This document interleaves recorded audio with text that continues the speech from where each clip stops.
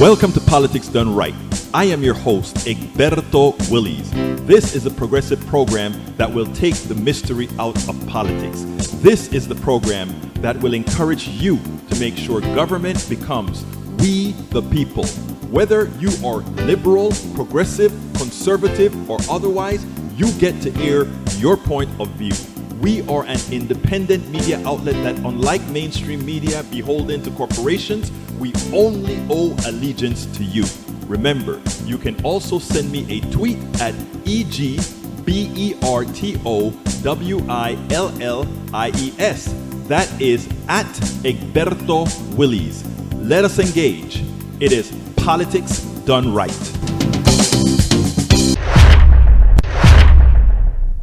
Well, folks, welcome to one more edition of Politics Done Right. I'm Egberto Willies, your host. Thank you so kindly for being a part of the show. We are going to have a great show for you today. Today is a solemn day in Washington, D.C. and throughout the country because El Señor Lewis, who died last week, they are taking him around the country, eulogizing him around the country, a well-deserving person. And when you listen to this guy was a real radical. But in as much as he was a radical that took nothing for granted, he was one of those radicals who said, I still love everybody.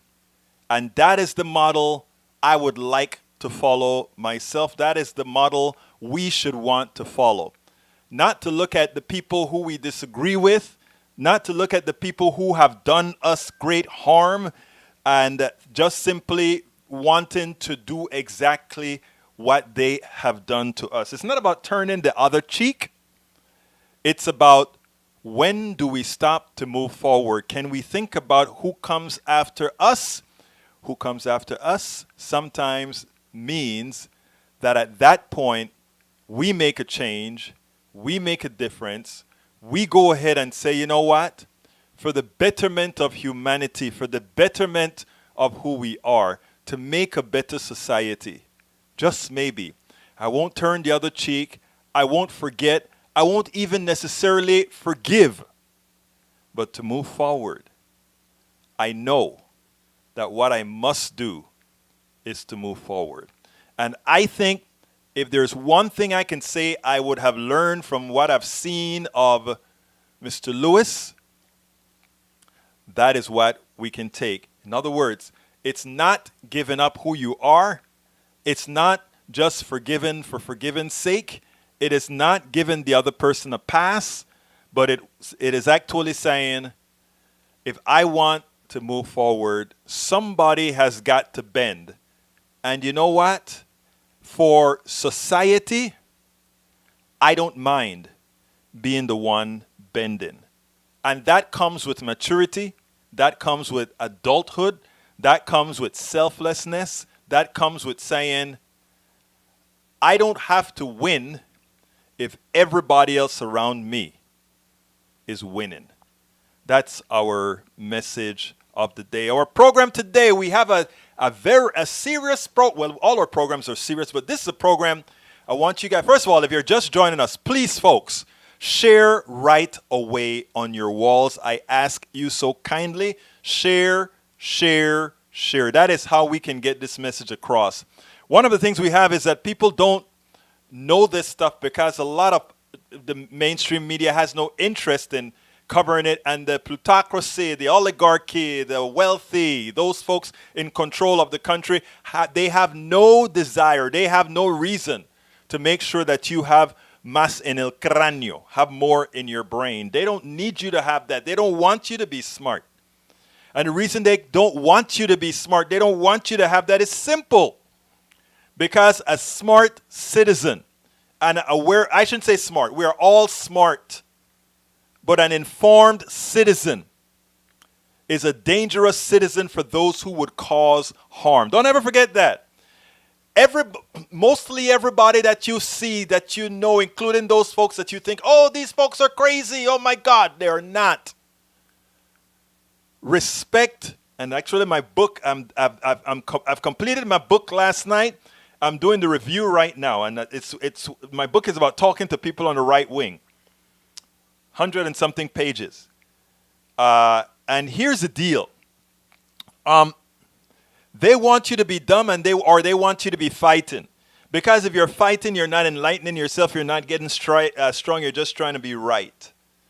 And that is where we got to get away from. So today's show is titled, We Are Neither a Democracy Nor a Free Enterprise Country. $600 a week COVID-19 fraud. Is $600 a week really a problem for Republicans that they think Americans just if they get $600 a week, they're going to sit on their butts and not ever want to work again as if there are jobs to go to?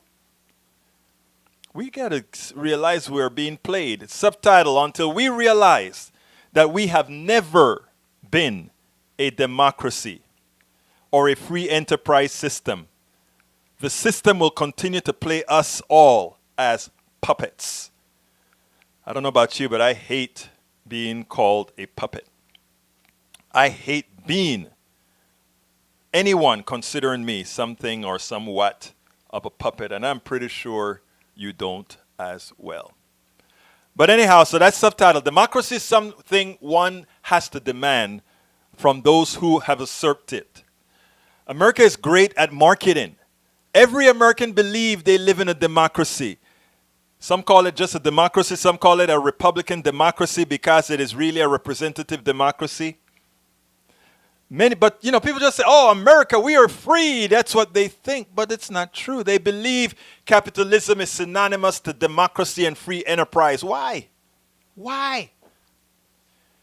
Because that is how we were marketed to. Because that is what we were taught. That is how we were indoctrinated. So we're going to get into that with one of my blog of the week that is really but a rant that I started out with on Facebook and got a lot of feedback from, and I want to talk to you guys about it. And by the way, the calls today, if you want to call in, the telephone number is 346-248-7799, and the code to get in is 254-600-9091. Again, 346-248-7799, and the code to get in, 254-600-9091. Okay. Before I get started here, actually, you know what? You know where I should really start?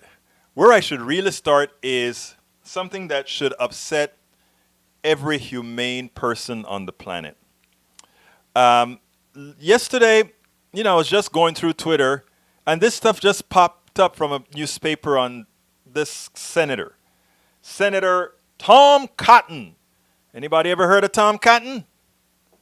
Senator Tom Cotton. I think, where is he from? Oklahoma, I believe. Senator Tom Cotton. I want to read you something. Let me go ahead and put that on the screen. This is what Senator Cotton had to say. This is interesting. Republican Senator, slavery was the necessary evil upon which the Union was built. And he says the following. You cannot make this stuff up, folks, but just maybe this Republican senator was just being honest. America's fast power and ascent were dependent on the ability of its founders to be inhumane. And its economic system has always placed economic success of the few over humane values. Thank you, Bruce. It's Arkansas, not Oklahoma. I always kind of get mixed up with where Cotton is from. So here's what the article says. There's a 1619 project, right? And a lot of people are pissed off at it because it is a project that is really detailing the genesis of America, and it centralizes on black people. That's what the project is about. And what it's doing, it is not trying to color and whitewash what it was like to be black in America in 1600s, 1700s, 1800s, and even 1900s, and even now, 2000s. Anyhow, a New York Times-based school curriculum emphasizes American slavery instead of American independence has been targeted by U.S. Senator Tom Cotton. The Little Rock Republican introduced legislation Thursday that would prevent the use of federal tax dollars to spread the historical reinterpretation in the nation's classroom. So here it is. A Republican senator who supposedly believes in federalism, states' rights, is going to interject themselves into states' rights by telling them how they can teach. While labeling 1776 as the nation's official birth date, the 1619 Project seeks to reframe American history by considering that it would mean what it would mean to regard 1619 as our nation's birth year, which is probably true. Timed to coincide with the 400th anniversary of the arrival of African slaves in the Virginia colony, the 1619 Project was launched last year by Times, arguing that it is finally time to tell our story truthfully. The project aims to reframe the country's history by placing the consequences of slavery and the contributions of black Americans at the very center of our national narrative. Is there anything wrong with that? Should anybody really complain about that? I think that is honorable for everybody because it is all our history. It's not black history. It is American history that she wants to put out there. American history. So anyhow, turns out, if Cotton's legislation passes, school districts that embrace the curriculum would no longer qualify for federal professional development funds, money that is intended to improve teacher quality. Federal funding would also be lowered slightly to reflect any cost associated with teaching the 1619 Project, including in planning time and teaching time. In other words, they want to castrate any school that attempt to tell the truth about what has occurred in the United States of America. In the interview, Cotton said the role of slavery can't be overlooked. Okay? The role of slavery can't be overlooked. And this is what he said. We have to study the history of slavery and its role and impact on the development of our country because otherwise we can't understand our country. As the founding fathers said, it was the necessary evil upon which the Union was built. But the Union was built in a way, as Lincoln said, to put slavery on the course to its ultimate extinction, he said. Pause for a minute. I want everybody that's listening to me to pause for a minute and make believe that this has nothing to do with blackness. This has nothing to do with Africans. Just let's look at this from a human point of view. If somebody came to you today and they said, we want to move America forward. To move America forward, we are going to have to put a few people under dominion. How should we put those people under dominion? Okay, everybody with blue eyes and blonde hair from now on will be in bondage, and that is what's going to help us move forward. Let's look at it that way. What would your thought process be that in order to move forward faster, you have to get free labor, you have to get all these wherewithals from a group of people? Nobody would go for that. Everybody would sit down and say, that just isn't right. That is wrong. The reason I said take out the blackness out of it, America has still, within the psyche of many, including within the psyche of many good people, in as much as we all talk the word of humanity and we are all human and we are all equal, many times we have allowed our institutions to not do that, to keep within ourselves that if you're a white person and you have to hurt somebody, you hurt in levels of gradation. You hurt the lowest person you feel is on the totem pole, the less equal person, right? That is a built-in thing within our psyche that we have to extricate, but we have to be intentional in its extrication. That is the reason that Tom Cotton felt okay to say what he said. If it were blue-eyed blondes that were in bondage, who now wanted to tell their stories, just like how these girls that were made prostitutes by these rich guys want to tell their stories, and nobody say, forget about it. Everybody wants to hear how they were treated badly, how they were taken advantage of. People want to know what bad things were done to them so that it could be mitigated, so that we could solve it. That is the same feeling. One has to be intentional. If it's not natural, you have to have it occur. You have to make it a part of your inner being to have that empathy to say, that could be me. That could be me. But Brother Cotton, Senator Cotton, couldn't see it that way. Senator Cotton was simply pissed that what is occurring in America today is that finally people can start telling the truth. People don't have to lie to themselves. Women no longer have to sit back and tell a guy, oh yeah, you were really good. Women don't have to sit back now and say, honey, husband, I wash your feet. I do all that's necessary because my name is woman. So because I'm a woman, I have to accept a certain position.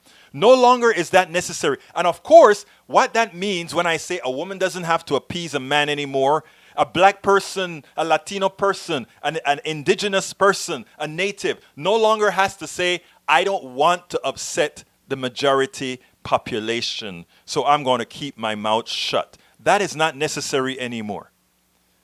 That is not necessary anymore. And when that is not necessary anymore, and everybody should be glad about that, the truth can come out. You can actually talk about how you really feel. And this doesn't only apply to women. This doesn't only apply to black folk, Latinos, and whatever. This applies to everybody, white men also.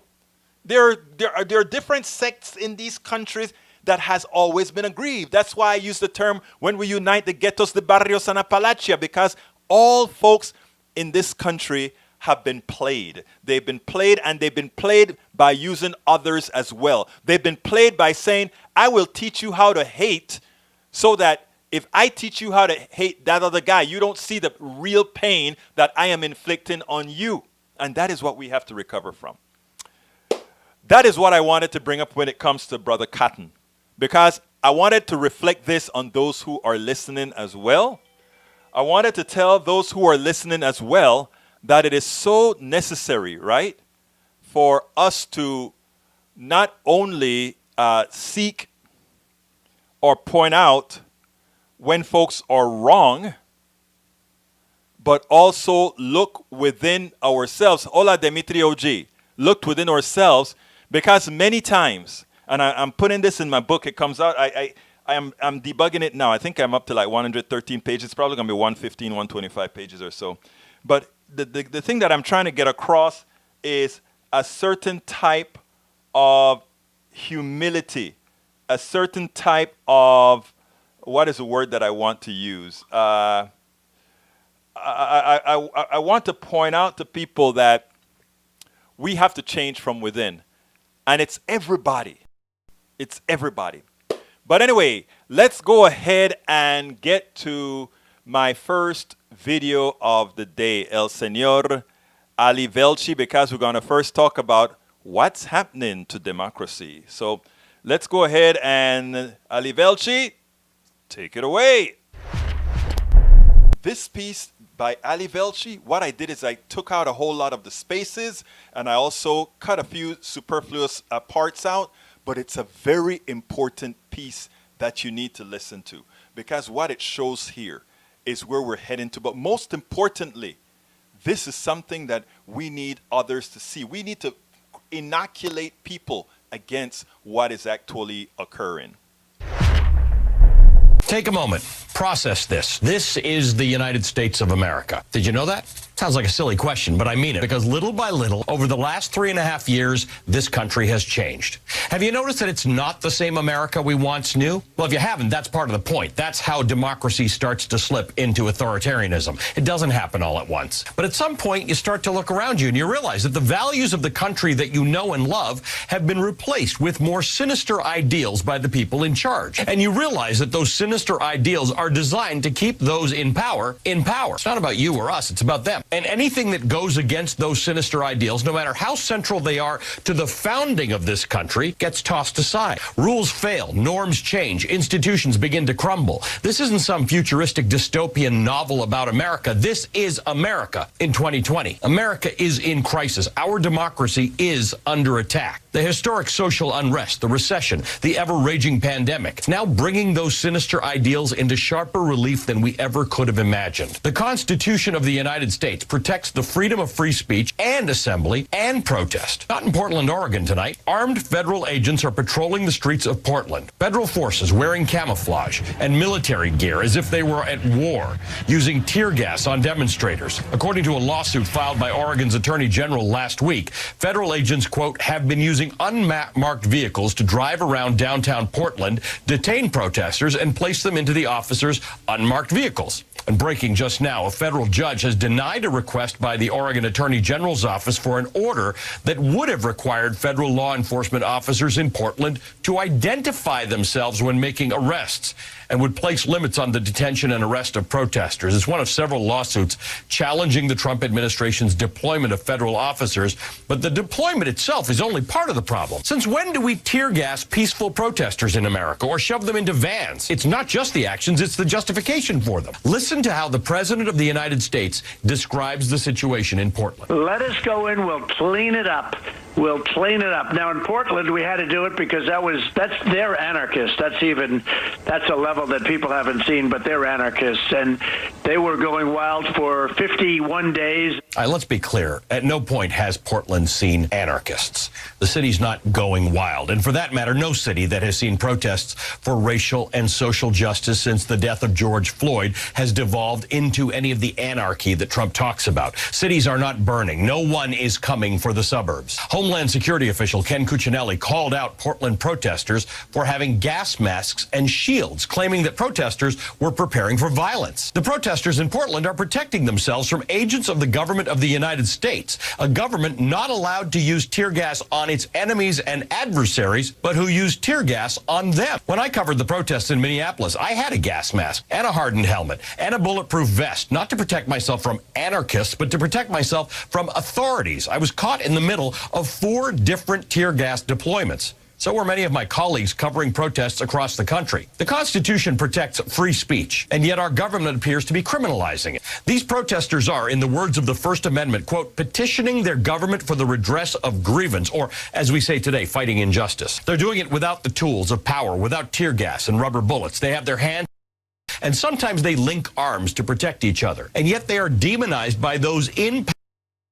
Fear in Americans, fear that in turn is used to remain in power and put even darker ideals in place. It's why Trump tweets about law and order every couple of days. It's why he just lied in a tweet to, quote, suburban housewives, claiming that Joe Biden would destroy their neighborhoods. He wants you to be afraid. He wants you to think that only he has the power to take away that fear. It's a zero-sum game. If someone else gains, you lose. Such an old trick, and it keeps on working.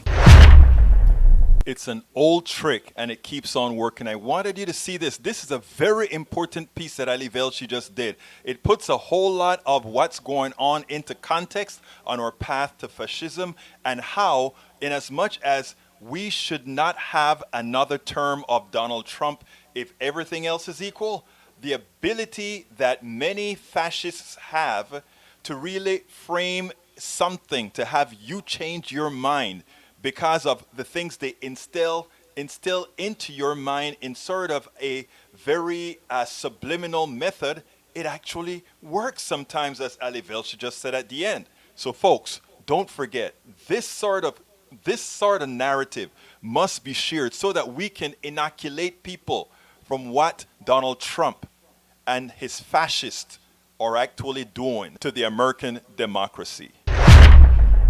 To the American democracy, absolutely. That is what they're doing to our American democracy. Anyhow, hey Bruce, if you're listening, I would love to hear what it is that your son had to say about that, because I think I would, I like to hear different points of view, and would love to see what is it that you exactly meant. That would be a cool discussion. Well, you know what? It's so funny about the audio being desynced now. I think I think I know what kind of a bug report to give these guys right now. I think I know what the bug report, because it's not desynced to me, right? But it's desynced over the internet. And I saw something occur in the video that I think is responsible for the desyncing. I think I understand what it is now. So I have some information that I can give for a bug report. Anyhow, folks, sorry about that. I don't think I can stop it at this point. So bear with the desyncing. The result will be synced correctly at the end of the show. Now, that said, right, I know, both YouTube, it's because, again, I think it is, I think I found out when it is that desync is going to occur. I don't know what causes it, but I saw a visual effect of what occurred with what was playing before. Okay, now, folks, let's go ahead and continue. The show is titled, as we've spoken about before, "We're neither a democracy nor a free enterprise country." And I wrote a special blog post for that. Okay, I wrote a special blog post for that. It's titled, "Republican Senator Slavery Was Necessary." Wrong. Look at that. I'm reading the wrong damn thing. Anyhow, that was the previous item. The item that I want to discuss with you is one that I just posted called, "America is neither a democracy nor a free enterprise country. Can we make it so?" It goes as follows. And we should always start this in a particular way, this way. Where is it?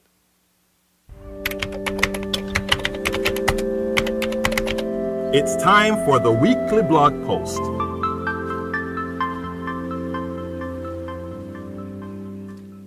Haven't done that in such a while, forgot to hit the button. Anyhow, America is neither a democracy nor a free enterprise country. Can we make it so? Yes, we can. The form of government I believe in is true democracy. The economic system I believe in is free enterprise with a robust social safety net. I bet all of you believe that as well. I bet whether you're right wing or left wing, you believe that as well. And by the way, people say, "Oh, no, the left wings, the right wing definitely, they want small government. They don't really believe in that sort of thing." And I say, hold up. The biggest part of government is Social Security and Medicare. Name me one right winger who doesn't want their Social Security and who doesn't want their Medicare. And if they say yes to those two, then they want a robust social safety net.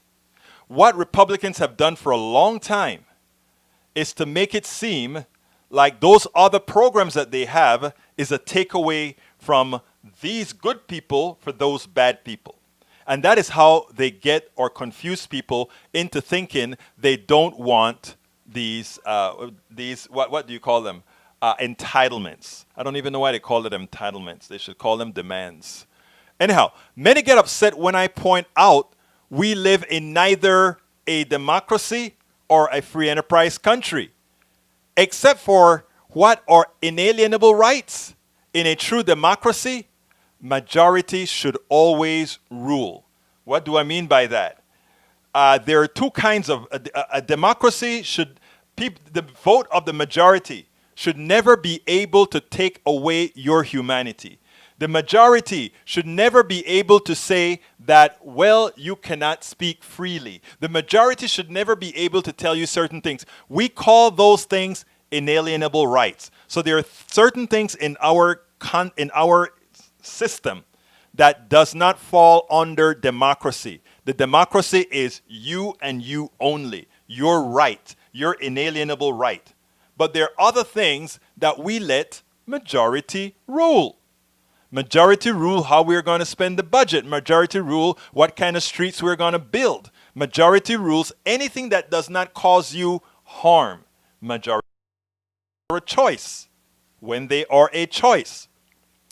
A majority cannot take away anyone inalienable's right, but a majority should choose who governs us. And our economic system must be such that one is free to create, build, produce, and sell anything they want if they create no involuntary harm to anyone. And of course, that's not true today either. And I've given you guys the story many times that one click from Amazon was patented. Well, how do I know one click from Amazon was patented? Because I was developing a cart back in the middle 90s, I think it was, a cart program for the internet when the internet was still freshly new. And when I did a patent search, I couldn't do it because Amazon owned the patent to one click. I didn't think something like one click was patentable. I didn't think that procedure, there was anything special to that. But look it up. I also wrote it in my book, As I See It, Class Warfare, the Only Resort to Right-Wing Doom. But as it turns out, our patent system and many of our systems prevent us from really having free enterprise, prevent us from having real democracy. We have a semblance of democracy. We are fooled into believing that capitalism has something to do with free enterprise and democracy. Recall that China, however, is one of the biggest, most productive, most efficient capitalist countries in the world. Do you see anything democratic about China? Is there really any free enterprise in China? I would say not. So the fallacy that we've done in this country to equate capitalism and democracy, capitalism and free enterprise, is a figment of our imagination just to enable them to control you. Because like I've said before, there's a lot that you can't do. There's a lot you can't do in this supposedly free market system, free enterprise system. In a time when 40 million Americans will see suffering not seen since the Depression, our economic system is defined by a stock market that is doing comparatively well. One must ask, why? Why is the stock market doing so well? Please tell me why. Mom and pop stores do not trade stocks on the stock market. And as mom and pops and small businesses fail, the large corporations and multinationals will grow like no other, even with a smaller population capable of spending. So I want you guys to understand what's going on here. What's going on is simple. What they're doing is they're saying, to hell with mom and pop stores. We don't care about that anymore because the big boys are going to see that we are going to make more money. The market is going to be smaller, but we are going to get an ever-expanding part of that smaller market. So they don't mind harming the thousands. They don't mind harming the millions and getting the thousands of small businesses out of business. They don't mind that at all. Because what it means is Amazon is growing like bunkers. Jeff Bezos has doubled his wealth because of coronavirus and more people buying from Amazon. Think about that. Amazon profits from coronavirus, right? In an honest economic system, the excess profits would go back into the system to make the parts of the systems that were affected by the coronavirus whole. People say, that's socialism. No, that is pragmatic management of an economy. An economic system is not divine. God didn't say, let's go ahead and create an economic system that works like this. We create an economic system so that we can have exchange of goods, exchanges of things. That some people get wealthy off an economic system is a mal-designed economic system. Now, I'm not saying that we want equal access to, or rather, we want equal outcomes. We don't want a lazy person that doesn't want to do any work be able to have all the things that somebody who works 24/7 is going to have. We don't want that. So there are levels of profits that mitigate those things, right? In other words, you want to live a better life and you're a hard worker, that happens. But then there are other things in humanity that we have to take into account. We cannot tell a person who's going to get a bad disease, but if we value life, we want to keep them alive, and we don't want their entire family to have to suffer because they were unlucky. And we can talk about a lot of issues that way that we won't want. An economic system is supposed to be designed for humanity and not the other way around. But anyhow, so all of this is by design. That all these small businesses these small companies are going out of business. All these restaurants are going out of business. But you know which chains are going to do fine? Taco Bell, Fry's, Burger King, McDonald's. All of those guys are going to survive. They just have to sit and wait. Because as all those mom and pop, small, independent Chinese restaurants and Mexican restaurants and all these other restaurants go under, these chains are ready. They're ready to feed you.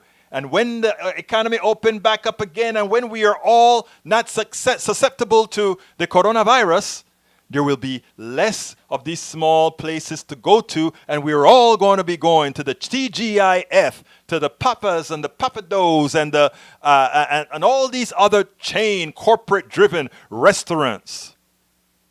See, that's how it happens, right? Now, a true economic system would understand that the diversity in businesses is a good thing.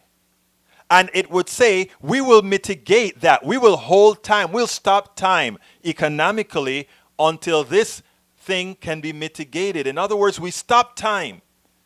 We put a brakes on economic movement. And when we put a brake on, everybody's made whole up and until we restart again. There are ways to do it. It's man-made, human-made. We can do it. But what we have is an inhumane, dog-eat-dog, cannibalistic economic system called capitalism, of course. There's no room for humanity there. Those who have capital can hold on to that capital and survive. I want you guys, and the good thing about the coronavirus and what's occurring right now is we can allow people to see exactly what is going to happen, right? They can actually see, oh, this is what our economic system does. If something bad happens, the small guy is always going to go out of business because those with capital are the ones who survive. Those with capital are the ones who survive. And that is what we have to learn. That is what we have to tell others. When people start protecting like, oh, we can't give people $600 a month because it's going to stop them from working. Working where? And they say, well, we can't give them $600 a month because they are making more than we are willing to pay them. To which you ask, why? Why is $600 a month too much money? Because corporations don't want to pay a lot of their employees at least $600 a month. The way I see it, that $600 a month looked like a great incentive to not even have to say, let's raise the minimum limit to a $15 limit, because by people being able to stay home and make $15 an hour, let me see, 40 hours a week times, oh yeah, that's $600, $15 hour for 4 weeks, huh? Wow, great. Great. That is what it's supposed to be. But you know, nobody wants to say it, right? Nobody wants to. Yeah, you could try something like what Ivanka said. Ivanka said, time to redo your business model. Go ahead and try something else. Go look for something. Whew, I tell you, it's crazy. Anyhow, there are answers, but we must be willing to dispel our Powell Manifesto indoctrination, ideologies, and gullibility. We must be willing to forego our simplistic, superfluous rhetoric we as a people have been reduced to as a form of political discourse. Those who control us are not all that smart. They are just more ruthless, immoral, and inhumane. I want you guys to, that sentence, I didn't mean to be mean. I just wanted to be honest. And you have to tell the system what it really is. It is ruthless, it is immoral, and it is inhumane. The fact that we have a Congress debating whether we should let people starve or give them $600, whether we should let them go out on the streets or give them $600. It's inhumane. And why is it that I'm calling what the political guys are inhumane? Because the only reason they're doing this is because the corporatocracy is telling them you can't give them $600, because if you give them $600, we are not going to get them to come back to work unless we pay them $700. To which we say, pay them the damn $700. And your business is going to get better because people are going to have more money. It's a shame that right after giving people $600 a month, guess what happened to America's income? The income of Americans in the aggregate shot up. Paying a living wage to everybody forced our national income upwards. If one's national income is upwards, one makes more money. But that's not what the plutocracy wants. The plutocracy doesn't want full employment. The plutocracy doesn't want people flushed with money. They don't want that. They need to have people scared of losing their jobs, scared of where the next dollar is coming from. Because if they have people in that state, they will always have workers they can get on the cheap. And workers on the cheap means more profits for the company. More profits for the company means a higher share value. A higher share value means these shareholders definitely won't complain when those executives afford themselves huge bonuses. Bonuses on the slave labor provided by their underpaid employees. You see, it's all a cycle. We have to understand that. And when it comes to talking to our right-wing brothers and sisters, we have to let them understand that this is a con on them. A lot of progressives already understand this stuff, but it's a con on them. So there are answers, but we have to remember that these answers mean forgetting what we've been taught, forgetting what we learned about the economic system, because it makes they have lied to us for decades. Greed is good, as stated by the fictional self-serving Gordon Gekko, is false. Reality proves that greed is the motivational factor as the motivational factor for a vibrant economy is provably false. I must repeat. Reality proves that greed as the motivational factor for a vibrant economy is provably false. Think about how baseless the statement is. And let me give you two examples. This is important. The people who invent, the people who create, the people who serve you have been doing so at a discount to those with capital for centuries. And they have yet to kill the billionaires out of greed to take the earnings that their intellect and service created. And that there is more of these who serve and create than those with capital from a system they have rigged since the inception of America. Let me expand that a little bit. Engineers continue to engineer. Doctors continue to serve. Lawyers continue to serve. All these different institutions, people at work institutions, they continue to do their work. They don't get the full value of what they produce, right? When a doctor works for a hospital system, that hospital system has shareholders, and those shareholders sit on their butts as those doctors produce, as those doctors do things, and they make a profit off of every piece of work that doctor has done, every piece of work that waitress has done, that waiter has done, every piece of work that engineer has done. They make a small piece of profit, not a small piece, a large piece of profit on all of that. And I don't see there is a movement among engineers. I don't see there's a movement among doctors that say, let's turn this hospital into a collective. Actually, we are the ones making the money. Those people that are just throwing some money on the table, they don't deserve any of it. They did not work for it. They did not create anything. I don't see them doing that. If greed was true, if for there to be a good economy, people have to be greedy, or if they're to produce things of value for humanity, folks, engineers take all the information from scientists and build something useful. They do that irrespective of their pay. They do that irrespective of anything. So if all of us were greedy, and it took greed to produce something or create something, then as it turns out, it would be that engineers would not be working for the kind of money they're getting. They would be too greedy to be working for somebody else, and they would be doing it on their own. It's the business class, those folks that go to the business school, to Macabre School or all these Harvard business schools. They learn how to be immoral, inhumane, and greedy. I don't think it's not inbred in them.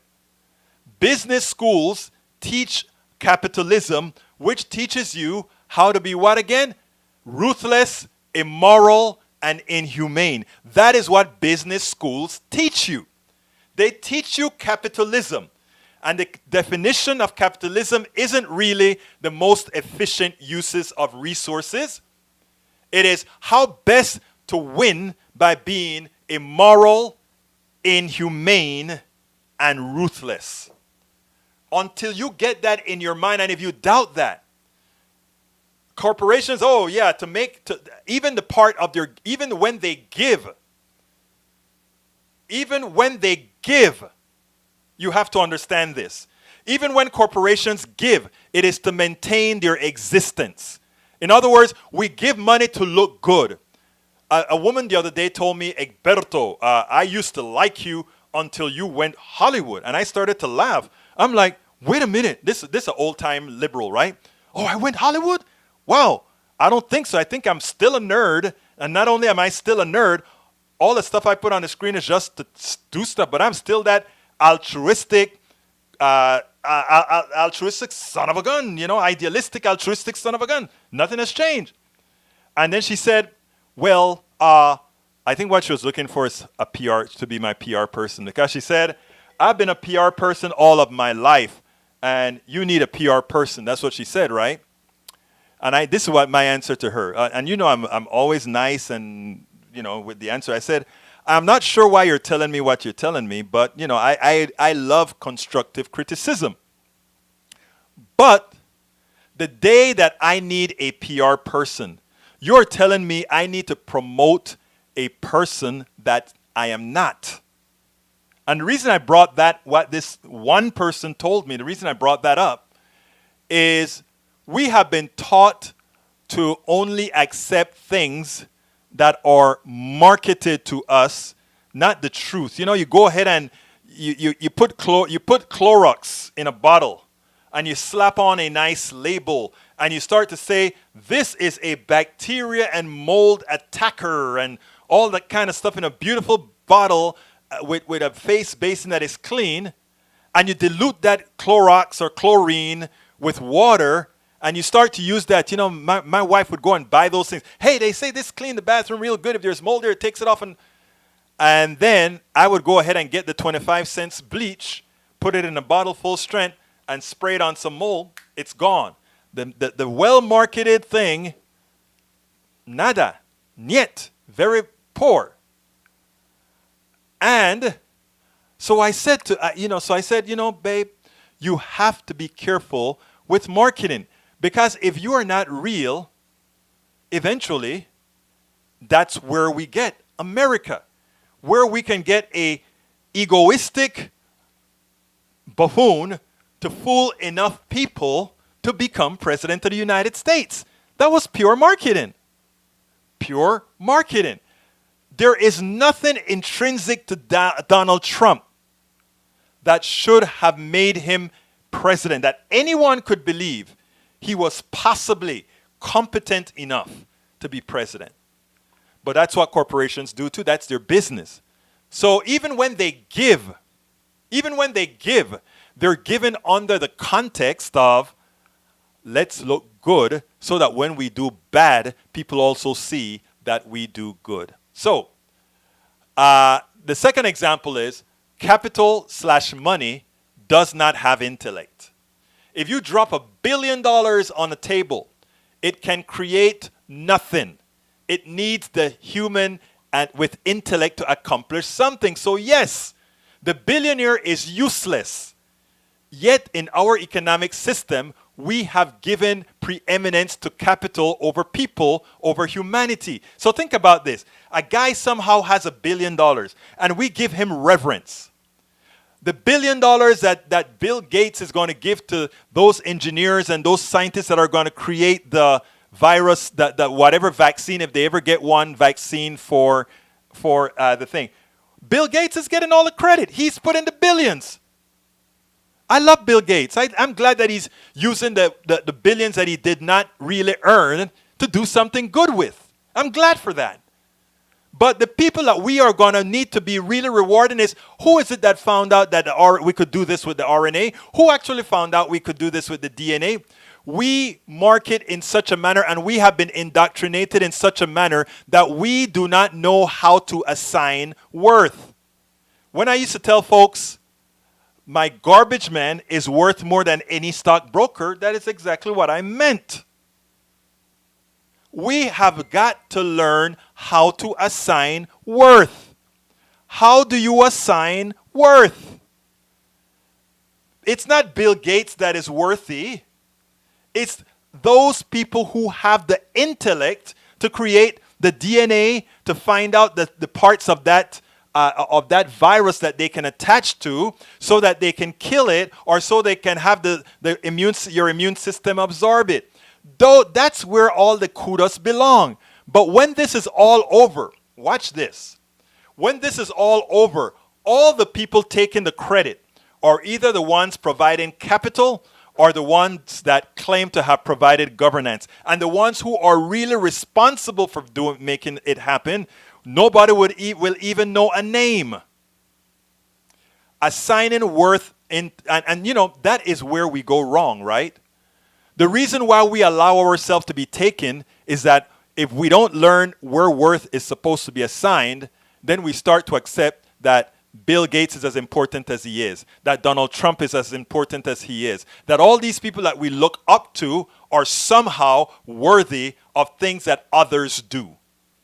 And that is what irks me the most. I need to finish the blog before I close out. It is important to note our economic system creates a facade of a meritocracy. The reality has always been you must be invited explicitly or explicitly to succeed. When tools are developed to level the playing field, capital eats it again. Example. Record companies and talent companies used to choose who would become stars. It seemed like the internet would level the playing field. Talent could go directly to the people. As social media and other forms, people got the freedom to choose who they liked, who would excel. Guess what happened?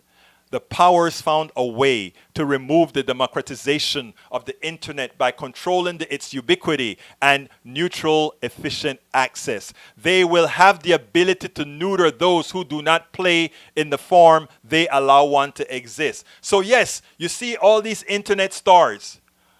All Google is waiting for, or anybody is waiting for, is to hit the button. Somebody can be making millions of dollars because they're on YouTube. And YouTube decide, oh, I think you violated our rules, our terms. Click, and shuts you off. And suddenly you go from making $10,000 a month to zero a month because they decide you violated a contract, because now they control the pipes. People have to understand these things, right?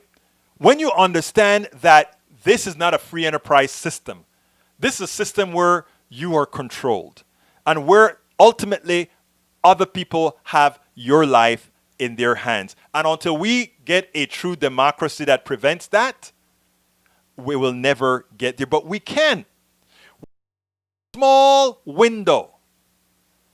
Before that, let me read this thing. In my book, As I See It, Class Warfare, the Only Resort to Right-Wing Doom, I gave examples of how the patent system and other methods are used to limit one's success. Again, America is not a meritocracy. Repeat this with me. America is not a meritocracy. America is not a meritocracy. You have to be invited. Now, your invitation are given for various different reasons to be a part, but you must be first invited. You look at any thank you for having been here, Michael. You look at any system. You look at look at how many starving lawyers you have. Look at how many unemployed doctors you have. Look at a lot of these different professions. You have to be invited. I can tell you stories of how I formed my software company and the hoops that I had to go through with my software company that most people never had to go through if they were invited. I was never invited until later on when companies like Boeing and Exxon and Texaco started to use my product. At first I thought I was deep, big caca. Then I had to say, wait a minute. I was chosen. It wasn't because my product was so much better than everybody else's product. It wasn't. If we want to be honest, I was chosen. For some reason, the other person wasn't. It's not a meritocracy.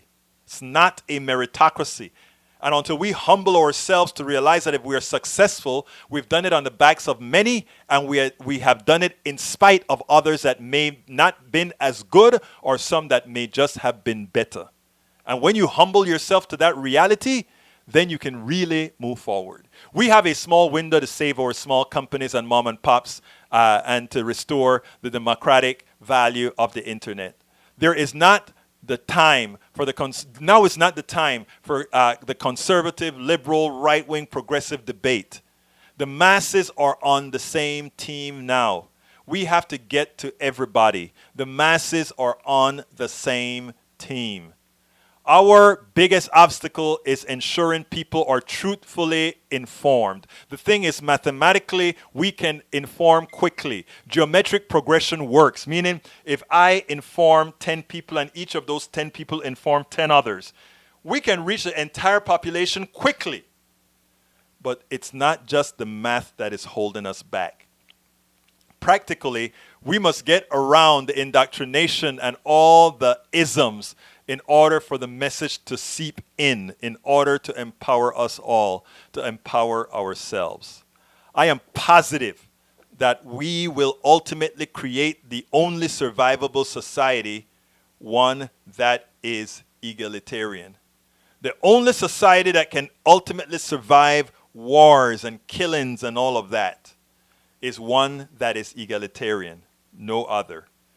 And that is the blog por el día. Folks, please remember to go ahead and share these programs. It is imperative that you share. If you're just joining us, please share, please share, please share. That's how we do it. Let me run an answer. Wow. It's kind of late. Let me do it real quick. Let's see. Pardon, need to step away. Have a good one. Roy Astro says, when I think of class warfare, I think of India. That was bad enough. Yeah, think about America now, my brother. Norman says, sorry. Wait, let's see what Norman says.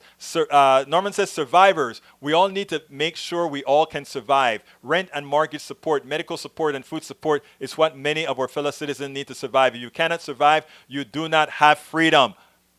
That is the message of the day. And I was watching them as they scroll. Norman, you got the message of the day.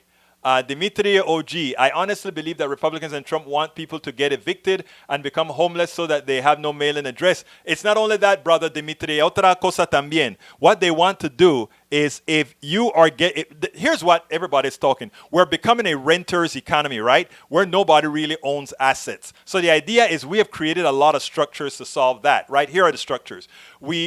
People have started to build wealth in their homes. They have their home. So how do we take the wealth? We allow the structure called reverse mortgages. Reverse mortgages allow people to say, oh, I can live good today. Forget about leaving anything for my kids in the future. Now, I'm not saying some people, that's all they were able to do. If that's all you can do, I understand. But encouraging people to do that, that is the ills. That is where things go bad. Anyhow, I got to go now, folks. But before I go, I need to ask you guys to please become subscribers to Politics Done Right. We cannot do it without you. To become a subscriber, please first visit politicsdoneright.com/Patreon. politicsdoneright.com/Patreon. Become a subscriber. It's inexpensive, and you allow us to continue doing what we're doing. We cannot do this without you. It's not possible for us to do this without you. So please consider becoming a patron. That is Politics. Thank you so kindly, Michael Joshua, for that super chat. Michael Joshua just gave me a super chat. Shiva Dog with sparkles in his eyes saying, my hero, love you, Michael. Others can give me super chats as well. I love super chats. Okay, if you want, you can also provide us support on PayPal. Simply go to politicsdoneright.com/PayPal, and I have that on the screen as well. You can also shop at our store. To shop at our store, please go ahead and go to politicsdoneright.com/store, politicsdoneright.com/store. What can you get? You can get our nice cup here. You see that cup, Politics Done Right cup. We also have the Politics Done Right cup that says, I support independent media. We also have it that says, let me put it on the screen. We also have it with the squad. You know, I love those young ladies because I think they are the future. We also have that on the screen that you had, that you see that cup there with the one with the ladies on it. That is a good one to get as well. Go on to politicsdoneright.com/store. Get yourself some T-shirts, all that good stuff. And in doing so, you're supporting the movement. You're supporting what we do. Likewise, you can. Facebook has, over the last couple of weeks, have allowed us to take memberships on Facebook. I'd like to build a membership base on Facebook as well. So please, if you have the wherewithal, please go to politicsdoneright.com/Facebook. That is politicsdoneright.com/Facebook. It'll take you to our Facebook page directly, and you can go ahead and subscribe to us on Facebook. We're going to have some, the way we're going to do things is we're going to, and again, I'm just trying to get these memberships up, and then we're going to have different things. For the membership on Facebook, we'll do a little something for those folks, and then we'll do it for the patrons, et cetera, et cetera, et cetera. So again, repeating again, please go to politicsdoneright.com/Patreon to become a patron, a subscriber. Likewise, you can subscribe at politicsdoneright.com/Facebook, and you can provide us support at politicsdoneright.com/PayPal. If you want to support or you can go to politicsdoneright.com/GoFundMe. And I want to thank again Michael Joshua for your super chat. Anybody who wants to provide a super chat can also just do what Michael did. My name is Egberto Willies. This is Politics Done Right. I know you have places that you can go anywhere, so I thank you so kindly for spending this time. Wait a minute, I didn't call out my people. I'm going to use 1 extra minute. Michael Rudden, thank you for being here. AVQ, thank you for being here. Paul Fleming, thank you for being here. Fire Service, thank you for being here. Bruce Pollard, thank you for being here. Michael Rudden. Let's see who else. Dimitri, OG, AVQ. Para ver.